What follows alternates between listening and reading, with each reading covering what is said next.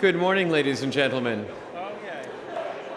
It is a pleasure to welcome you to our final general session.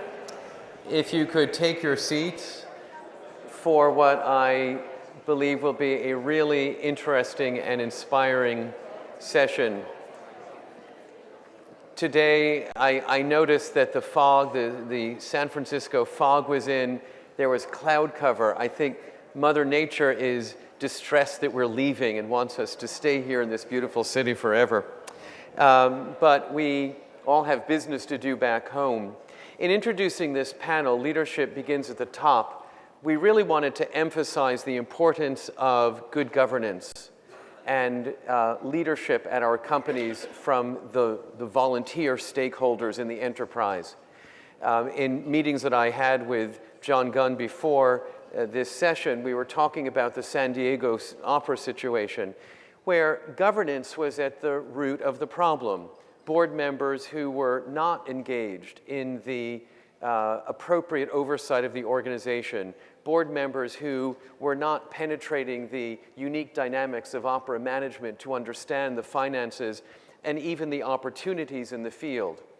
So that the crisis was rooted in a governance process that had broken down, a volunteer leadership process, an oversight process that had broken down.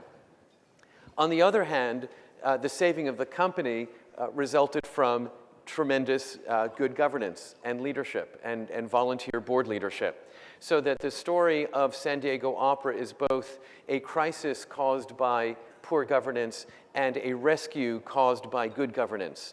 And the difference between engaged board members and what they can do if they understand conditions, if they understand the opportunities for the art form in the field. So it's a perfect example, and we hope to make it a case study of the before and after picture of good governance. So we're here today to talk to three Titanic board leaders. John Gunn from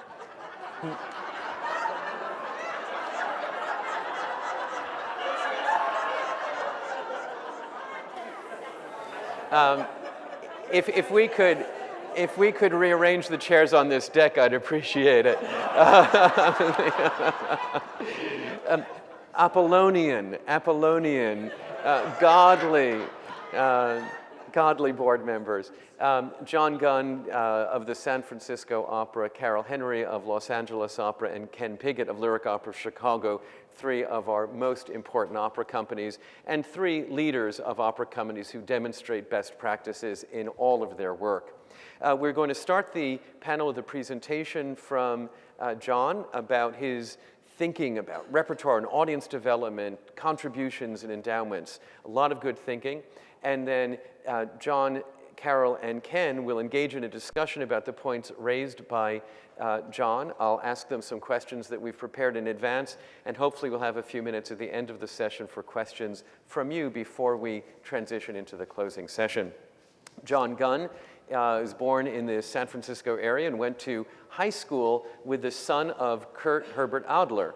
So he had early and frequent exposure to opera dress rehearsals, and we'd like to think that that early training led him to a lifetime of opera leadership and generosity. He is a former chairman and CEO of Dodge & Cox Investment Managers. He joined the company in 1972, but we read in his bio that he became a subscriber in 1988 to the San Francisco Opera, joining the board in 2002 and rising to the position of chairman in 2008. This season alone, he and his wife have underwritten 4 productions of the season, 4 productions last season as well, and in many prior seasons. And what's important to note is the diversity of repertoire. Yes, it's Mephistopheles and Falstaff, the Barber of Seville, but also Moby Dick, Heart of a Soldier, Appomattox, Bonesetter's Daughter. A track record of supporting familiar opera that is pleasing to one of the audiences of San Francisco Opera, but world premieres which are of interest to another one of the audiences of San Francisco Opera, reaching across the generations, reaching across the barriers of interest. So John Gunn, an exemplar of generosity and leadership, an exemplar of embracing diversity on stage and off stage. Please join me in welcoming him to the podium.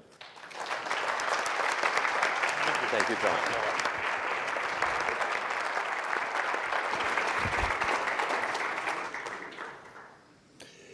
Well, I was going to say welcome to San Francisco, but you're just about to leave. We're really glad that you could come out here. So, why are we here? We've been captured by a wonderful centuries-old art form, the name of opera, the general umbrella. The second act of La Bohème, the seductiveness of Musetta singing Quando m'en va,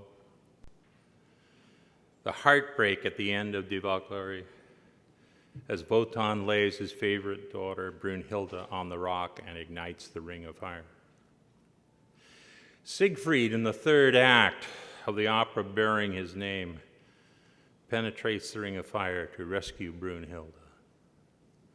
In the Trojans, a spurned Dido climbs the funeral pyre and ignites it because she can't consider life without Aeneas.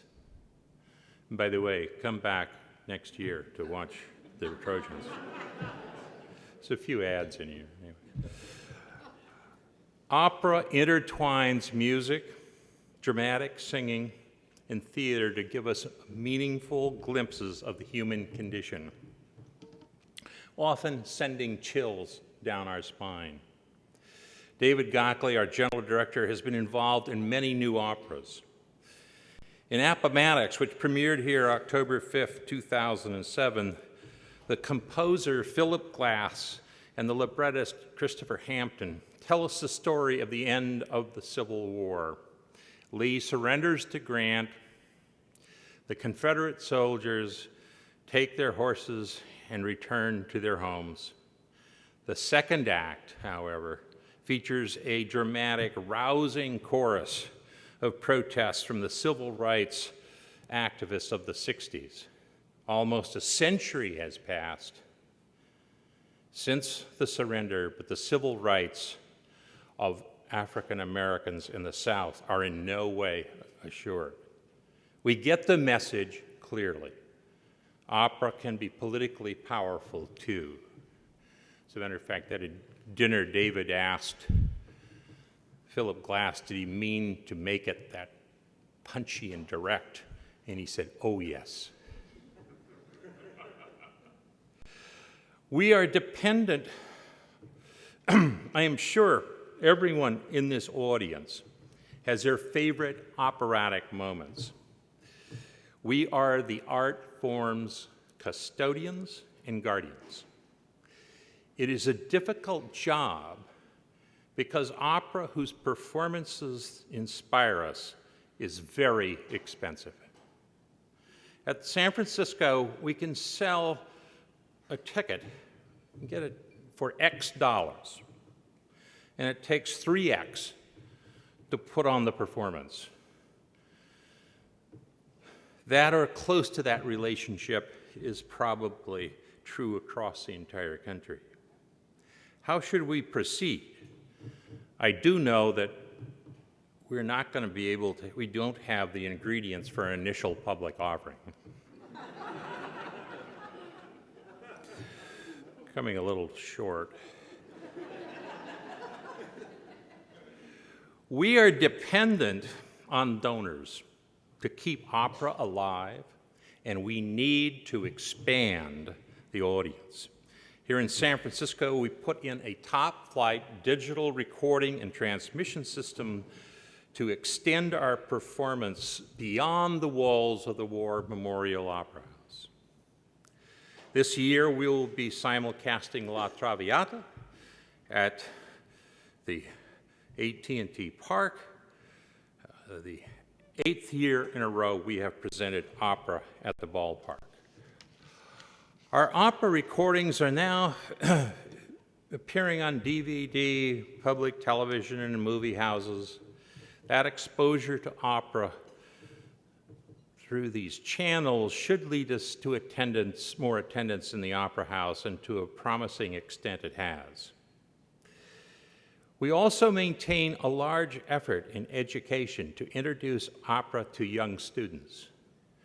How do we engage more young adults in opera?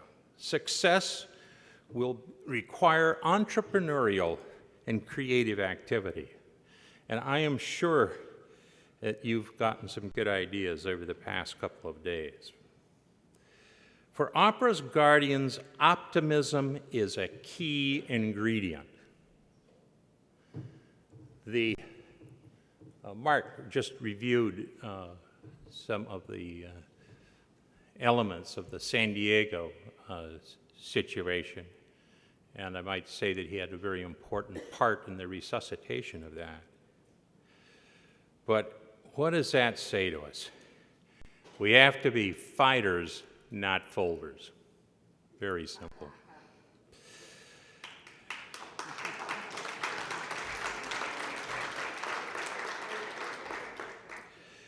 Every nonprofit I know yearns for a large endowment to finance its activities in perpetuity without facing the need for scrambling for funds at the end of each fiscal year.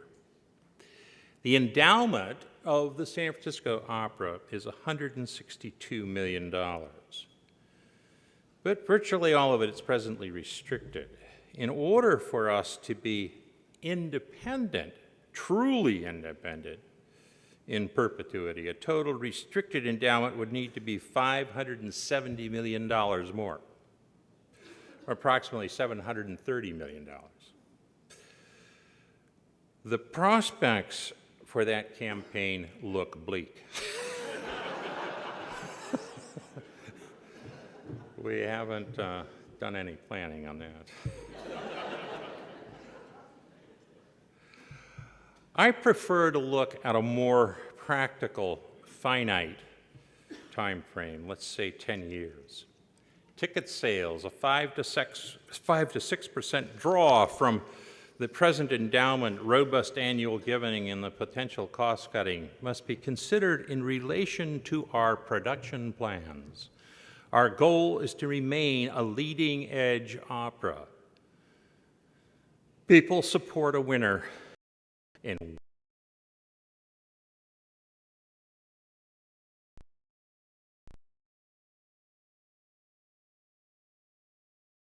opera company should assess its talents, its core competency, and come up with goals over the next 10 years that are realizable with the energy of its trustees. Since our goals will most likely exceed our ability to pay for them, the answer is an amount of money, far, far less than the $570 million that I mentioned before. That in our case will keep the opera company functioning successfully.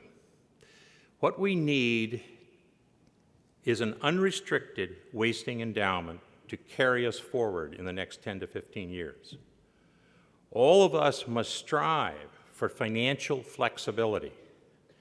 We should turn as much of our endowment to the unrestricted category as possible. I can't imagine the headline, "The opera closed, but the endowment lived on." Let me turn to a few comments on the production side. As trustee, our best strategy is to find a creative artist with great knowledge of opera and business sense and give them the responsibility of building our future seasons. We are lucky to have that person at San Francisco with David Gockley down here in front. So these ideas come from him. I might say that there's another key part of our brain trust, and that's our director of music, Nicola Luizzati, who basically continues to remind us of the importance of the music. The overall elements of the season are named singers, new productions, new venues. Then add in engaging new operas and seldomly performed operas. In addition, David has brought to the opera, San Francisco Opera, classical American musicals that are enhanced by appearing on the operatic stage, Porgy and Bess and Showboat. I hope many of you have seen Showboat. People left the performance with smiles on their faces, humming a song. Not bad.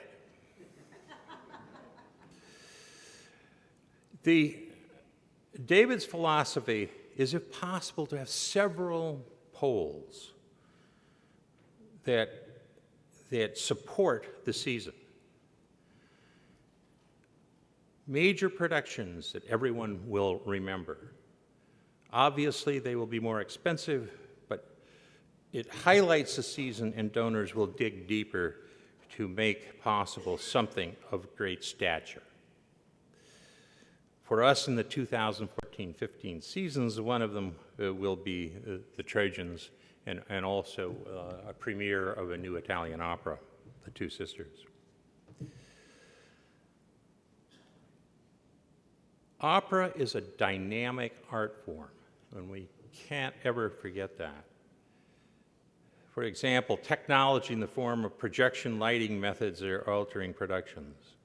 The memorable old is kept, and the new is added. It evolves slowly, but all of us are part of keeping opera vital.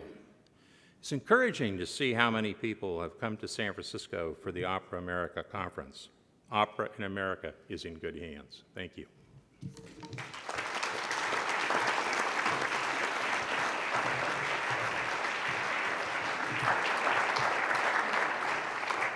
John, thank you for a wonderful outline for us to explore today.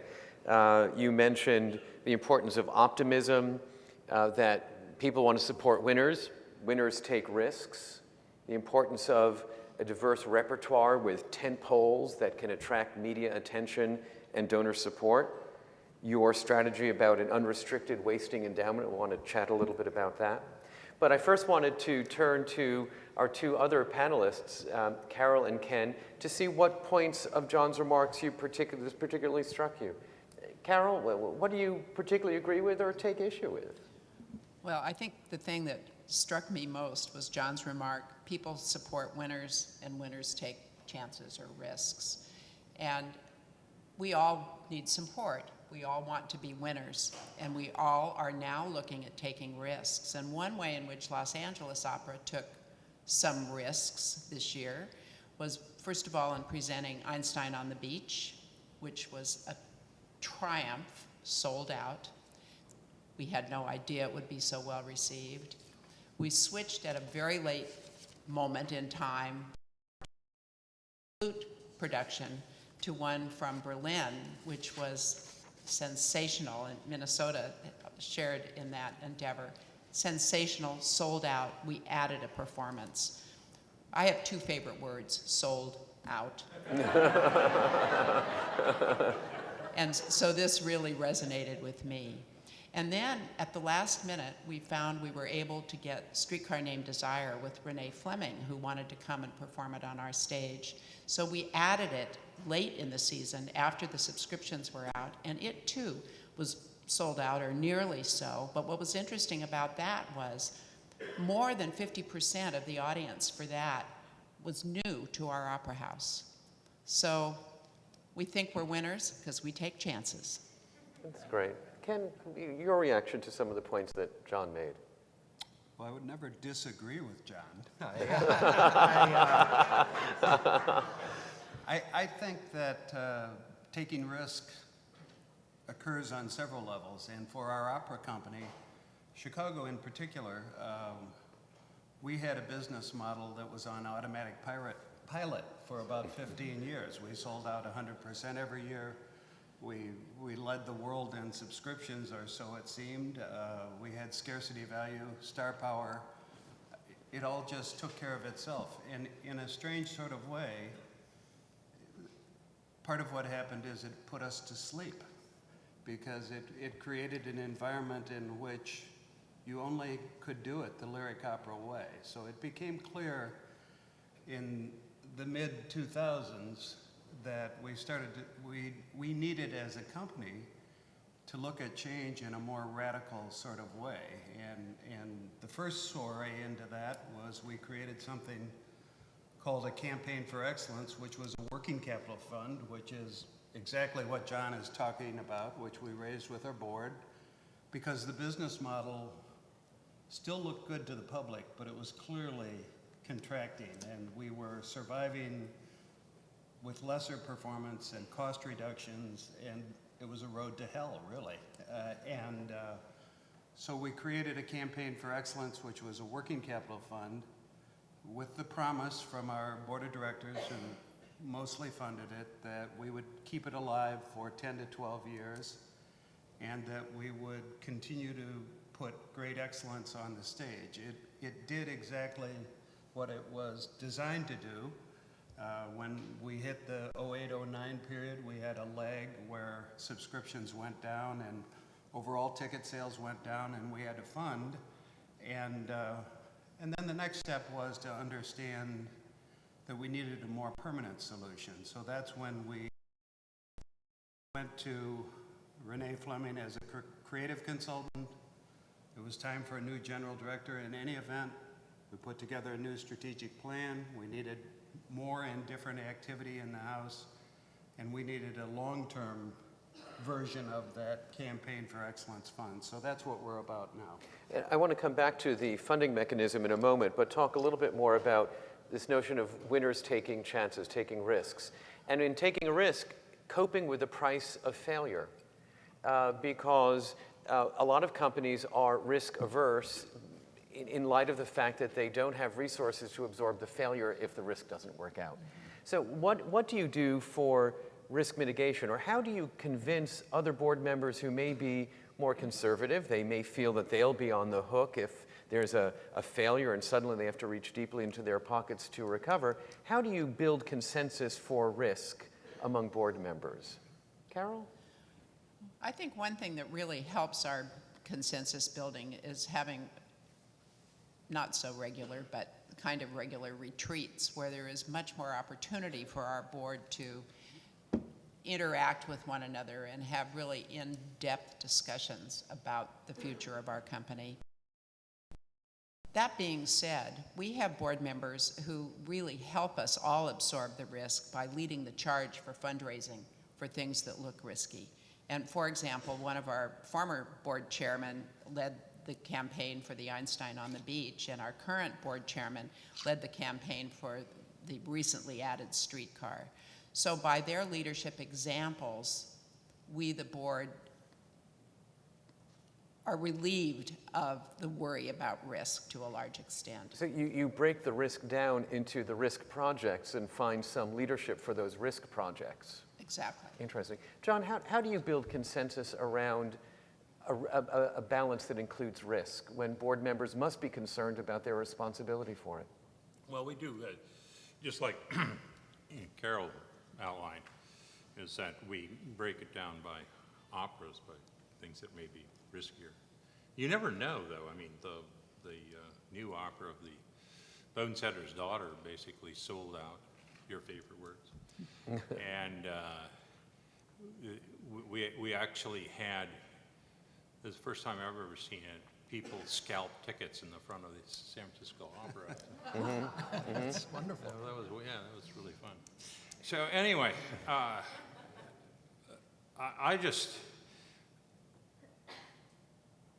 think a lot of it is the leadership of the general director. And we have gone through many new operas, and we really, there's been times when we came far short of selling out, but we had very good critically acclaimed operas. New operas, because it just opens, you don't get to do it in Hartford and then journey down to Broadway. It's you're just there with your face hanging out. So anyway, So it's quite a task. So I applaud David for doing it. I mean, I remember that on Appomattox, we had a dinner about 2 nights before it was going to open, and the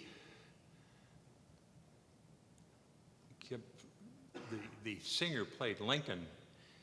His role, it was continually being rewritten. Right at that time, isn't that right, David? I think, yeah. Oh my. So anyway, that was a last-minute deal.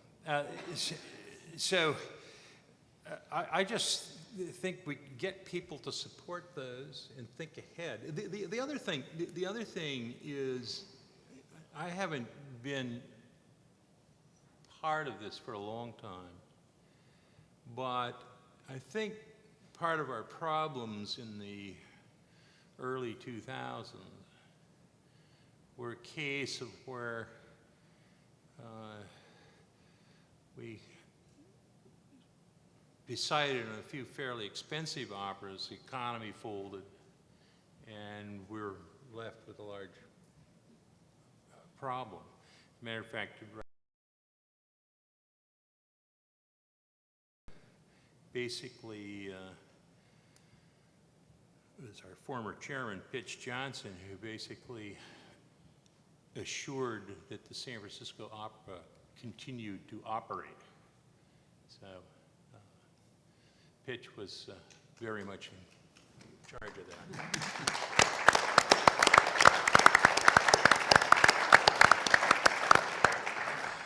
Pitch and Kathy, his wife, she was also part. So anyway, I just, I think it's a leadership, it's a commitment. That's why I went into, what kind of an opera company do you want to be? And so in order for us to continue to push the edge, we need new productions along with the wonderful oldies, whatever. We need new productions and we need new operas, et cetera. Ken, how did you build consensus for change? Because the lyric opera way, as you say, was a preponderant philosophy of the entire company, including the board. And it must not have been a simple process by which you began to redirect company resources or create new resources for new endeavors. How did you build that kind of leadership consensus? Well, part of the foundation was laid by the fact that we had proved what we were doing would not work in the long term. We had tried continuing cost reduction. We had tried reduction in the number of productions per year and so forth. And in a high fixed cost model without, if you will, a new story to tell, it was tired. And we were relying more and more for some sort of a savior fund at the end of each fiscal year in order to keep our record of breaking even. So it was clear that we needed new direction. And actually it was a continuum. We needed some new energy around the company. I think probably the first step in that was the appointment of Renee Fleming as a creative consultant and a whole plethora of energy that she brought to the party. Certainly the appointment of Anthony Freud as general director. And he brought with him a DNA in his way of thinking and doing, which included a real success story from Houston Grand Opera of sort of redefining what it means to be an opera company in the 21st century, which includes becoming more relevant to the community, reaching out to the community. And so with those two legs in place, the senior management team began a skeleton plan of how we would affect this, and then we engaged subcommittees of the board over the course of 6 or 8 months and agreed a new plan unanimously by the board. And probably you know, if we put it in the context of a manufacturing business, we didn't have enough throughput going through the engine. We needed more activity, we needed more revenues. So one of the outcomes, and I don't mean to take too long at this, but one of the outcomes was a new division called Lyric Unlimited, which was basically everything we do in the community or we do as a company that is not the 8 productions on the main stage in the main season. So for example, we took a mariachi opera out into the Mexican community and out into a predominantly Mexican suburb. And you say, how does that work? And how do we build consensus around it, charging $5 for tickets? But what it allowed us to do was to find an entire new constituency of contributed revenue sources that did not cannibalize our existing base. And by the way, one of the principles of the strategic plan is Lyric Unlimited each year would be able to carry itself on a financial basis. So we're commissioning smaller new works. We're doing 3 new works next year under that banner.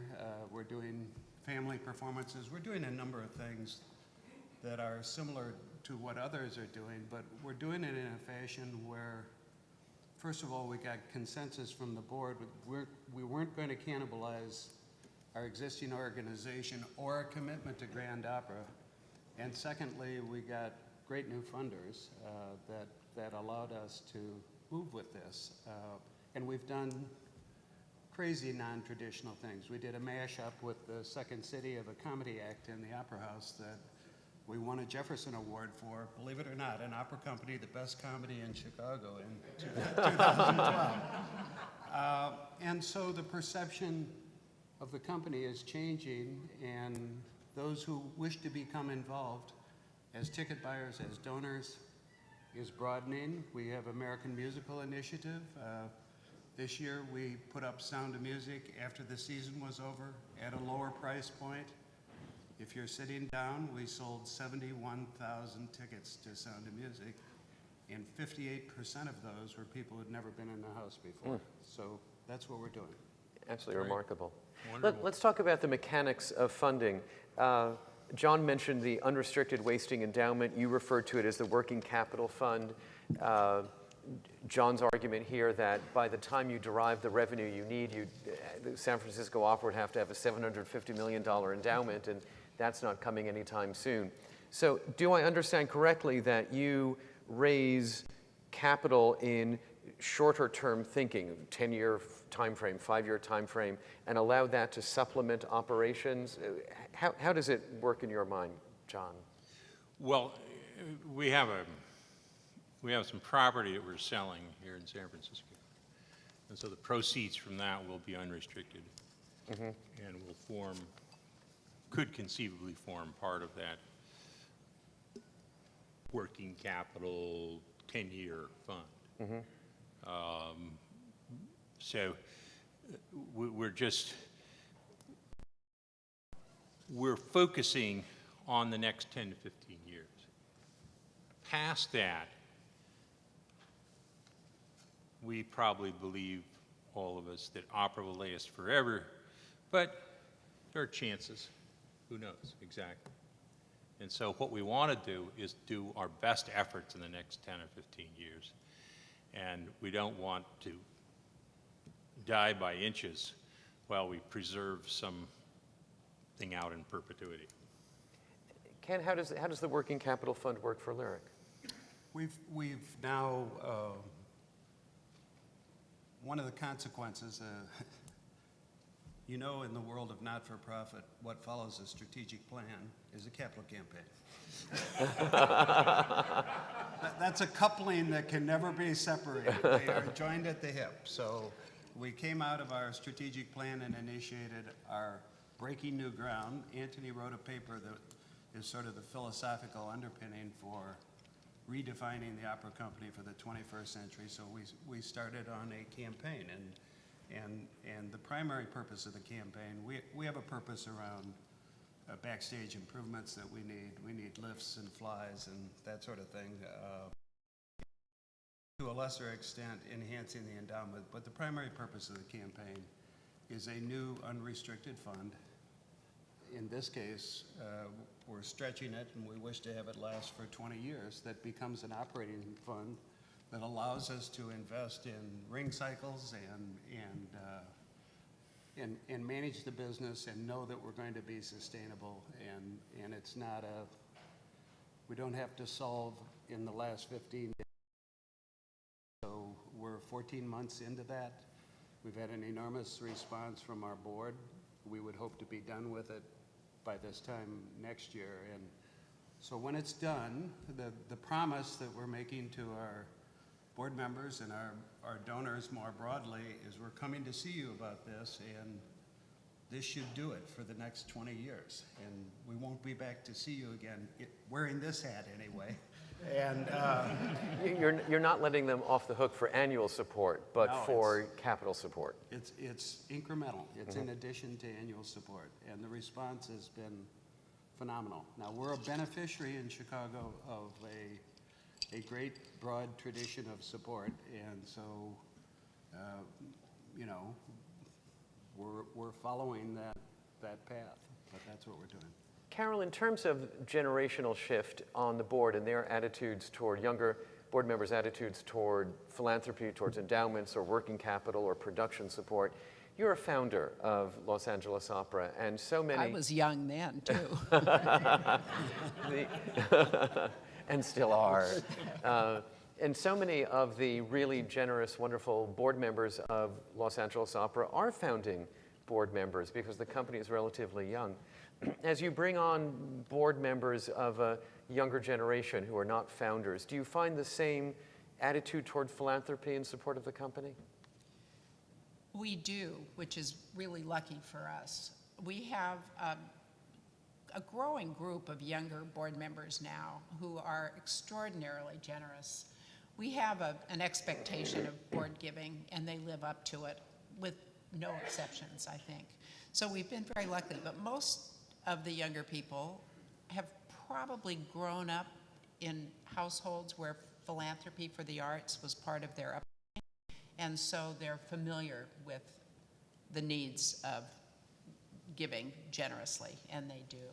John, how about you here in San Francisco? Not only just a generational shift, but also the sources of income are different as you have this burgeoning, this explosive high-tech community here. How do you find the philanthropic attitudes of the next generation of board members in San Francisco? Well, I think they're quite good, but we're at the beginning of it, really, trying to tap that and to develop greater interest in opera. And so we'll know more 5 years from now. But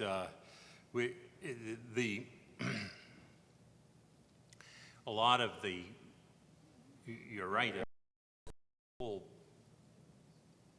picture has changed because there used to be quite a few corporations who were located in San Francisco now that would support the opera 10, 15, 20 years ago. And those are all sort of dissipated.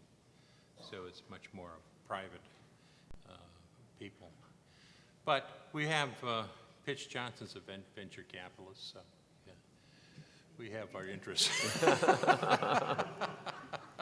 You use the word optimism, and you know, it's a real debate as we look at our field and try to think of messaging about opera. Certainly, opera doesn't get any less expensive year to year to produce. The cost of producing opera increases faster than the general cost of living. And ticket sales have declined at most opera companies over the last 10 or 15 years. One could look at short-term indicators and feel that optimism perhaps is misplaced. And it's the responsibility of board leadership to be transparent and to share the facts and the figures. How do you maintain optimism within a context of challenging data?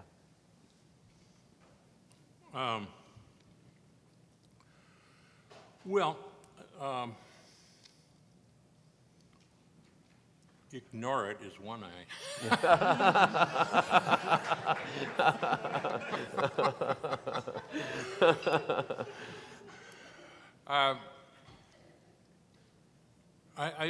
you just have to keep at it. And I don't know any, because it's as I said, it's you get X for the ticket, costs 3X to put it on. It's not going to get any better. And that's a fact. And so the last thing you want to do, the reason you want to be optimistic is you don't want to start kind of paring away and start not only trimming the fat but trimming the muscle, and so you end up dying by inches. I think that's a real bad idea.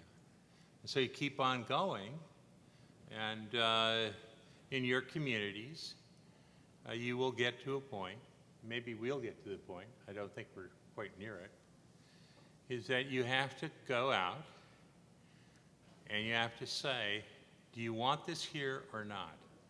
Because now we need 50 people to put up X amount of money. So 50 divided by, excuse me, get the math right eventually. And we need to do that. And I've been at Stanford, we've had certain projects that had stalled out. And we had to go to people and say, you want this or not? And we went out, we raised the money from 20, 30 different people to put it over the top. Latest thing like that would be the Bing Performance Hall, actually, at Stanford. So we have, right now, we're almost all the way, I think we're short, what, $2 or $3 million to build this new opera headquarters plus a small theater. I'm interested in what you're doing on the small theater front, because we're going to be doing a lot of things there, on opera presentations in a small setting. So you say we're going to do it. Carol, Los Angeles Opera has faced tough times. When we were in Los Angeles in 2010 for the conference, you had just gotten a major bridge loan from the county. How have you, as chairman, maintained optimism despite the challenges? Well, optimism is a difficult thing to come by when things look grim. But I will say, there's a saying, success breeds success. Well, I think success breeds optimism as well. And we worked our way through that. We had enormously favorable support from the County of Los Angeles. They guaranteed a bank loan for us that tided us over. We paid it back early. That's success, and it's because of our optimism. We have a board that is enormously, extraordinarily generous. And we also have some community members who are not board members who our board. So we've been lucky in that way, but as you know, it's never enough. And we are now involved in our first we're a young company. This is our first really major campaign, I'd say. We're still in the silent phase, except now that I've told you it's not silent any longer. Almost ready to make it public. And if you don't have optimism, you can't keep going. And we keep going with a lot of support and a lot of cutting back. We've reduced the number of productions that we do, everything. We've cut back on expenses tremendously. But we're making it and we're growing, and we still think of ourselves as a major opera company, and by golly, we're going to stay there. A little determination and some optimism. We've talked a lot through the conference about messaging, because the loss of New York City Opera in the fall and then the trauma in San Diego made it challenging for a lot of our companies to speak to their own communities about the state of their opera company, the state of opera generally. And I'm curious to know how you have worked locally to embrace some of the underlying circumstances, but differentiate yourselves from the problems that were so highly publicized. Ken, how did you work on the messaging around that in Chicago? We actually had, we recently, in the last few weeks, we had an executive committee meeting, we had a board meeting, We made it a subject matter of those meetings, also to a limited degree with the media. So we had the piece you had done, Mark, which was wonderful, sort of summarizing a view of the state of opera in general in light of the San Diego affair. We also had the Peter Gelb interview from The Guardian in the UK, which presented a contrasting view. And I think really what we have emphasized to our board and to our public is we're a unique company. Each company is unique, and so much of our state of affairs, particularly as relates to our unions, is based on how good a job we do of building a level of trust and an open and transparent dialogue during the years when we're not negotiating contracts. And so we'll be up again with the AFM and AGMA in 15. We negotiated with them in 12.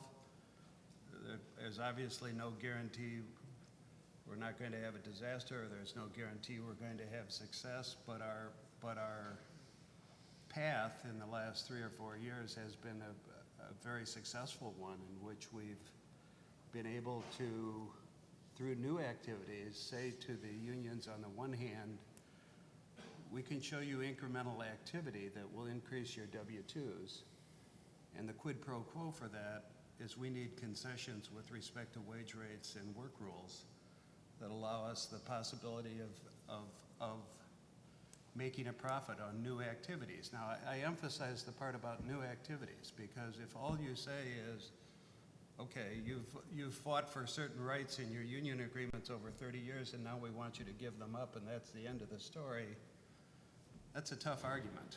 But if you have something to offer around new activities that allows you to set the table in a new fashion, then it can change the dialogue. And that's been our impact thus far. So we were able to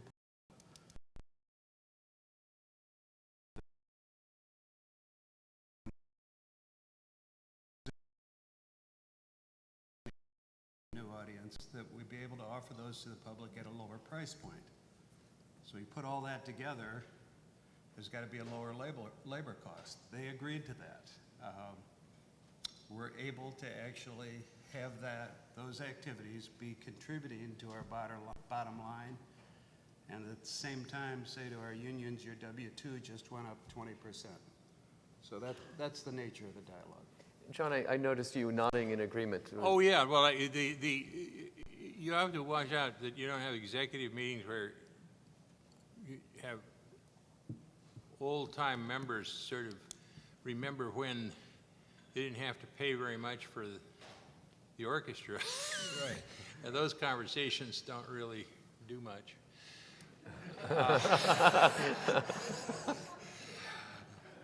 One person was saying how much that the orchestra was making, and I reminded him that if we paid the orchestra absolutely zero for the entire season, we'd still have to raise $20 million.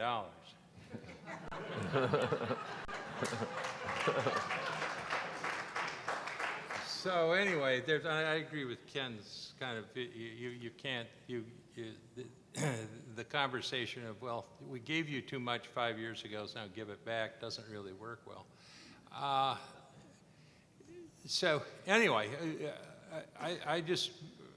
we've had a fairly good luck dealing with unions. We're in process right now, aren't we, David? Yes, and so we hope for another repeat of that, but we'll see. We had notes beforehand that we circulated. I'm curious to know, John made his presentation. Ken and Carol, were there points that you prepared that you wanted to make that you'd like to convey to our audience before we take a question or two from the group? Ken, anything that you wanted to emphasize from your notes that we haven't gotten to? No, I think we've covered a great deal of it. Carol? I think only to talk a little bit about our outreach into the community, which has been very effective in Los Angeles. When we did our ring cycle, which was so wonderful, so controversial, and so disastrous for us financially. But we do love the ring cycle. But we love the ring cycle. And I really do love our ring cycle. But we began a lot of collaborative projects then, and among them was something we called, what did we call it? The Ring Festival. Thank you, Stacy. Our Ring Festival. And we had over 100 community participants in that. It cost us nothing, and it gained us a presence in a community who, some of whom didn't even know there was a Los Angeles Opera, and if there was a Los Angeles Opera, they thought it probably performed at Disney Hall. So it was a wonderful way for us to get our name out there. And then just recently we had a Britain 100 LA collaboration with other organizations, including Long Beach Opera.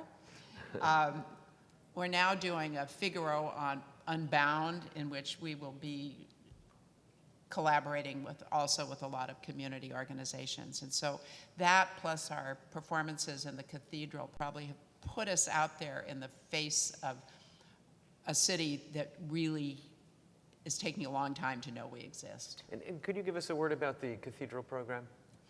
The cathedral program is a wonderful program, and it's in that great big new cathedral you've all seen across the street from the Music Center in Los Angeles.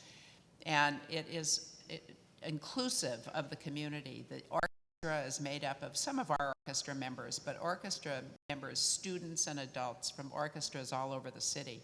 The same with the chorus. The costumes are all kind of made simply, and the sets are in-house. It's a huge community production, and we do, I think, 3 performances in a weekend annually. It's widely well received, and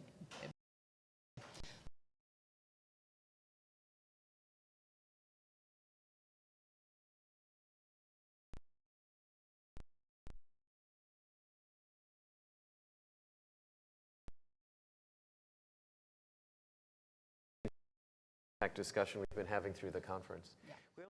Could I Please, just ask, absolutely. add one more thing, and that is the importance of all sort of trustee organizations of operas to look out at budgets way out into the future, because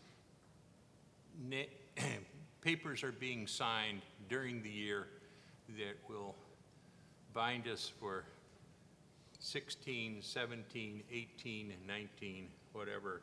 If there's, you want to make sure that if there's a truck coming, you at least know what direction it's coming from. Yeah, yeah. Absolutely. There's something kind of artificial in approving next year's budget because so much of it is contracted already by the time the board approves it. Right. Yeah. So you definitely got to do that. Are there questions, a couple of questions from the group? Please stand, tell us your name, and tell us your question. I'm Alcana Pulitzer, and my question is, when you have a board, hello. My name is Alcana Pulitzer, and I'm with San Francisco Opera. Going to be working in the new black box space that's being built right now. My question is, when you have a larger board of, say, 80, how do you create cohesion in the vision moving forward as opposed to a group of, say, 20? That's a wonderful, wonderful question. And I'm going to first ask Carol Henry to answer that because she'll tell you about Carol's lunches. Well, first of all, I'll tell you that we have the biggest board you can ever imagine. We have over 90 board members, all of whom are there because they share the passion for opera. But one way that has been very effective for us is having president's lunches. And as president, formerly as president of the board, I was hosting these with our CEO. He's now president of the company. So the president's lunches have taken on a new meaning, but it is still with Christopher Kelch, our CEO and president. And we'll have maybe 4 or 5 at a luncheon that we host at the California Club. And it's a wonderful way for board members, first of all, to get to know one another, but even more importantly, to get to talk to Christopher and find out about his artistic vision and feel really engaged in what's going on. Ken, how do you respond to that question?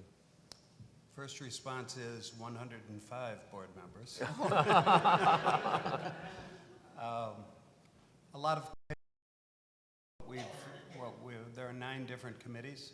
We try to, all those who are capable of being engaged, we try to engage in committees, and in particular, we've created new committees around some of these new initiatives. So we have a new innovation committee, which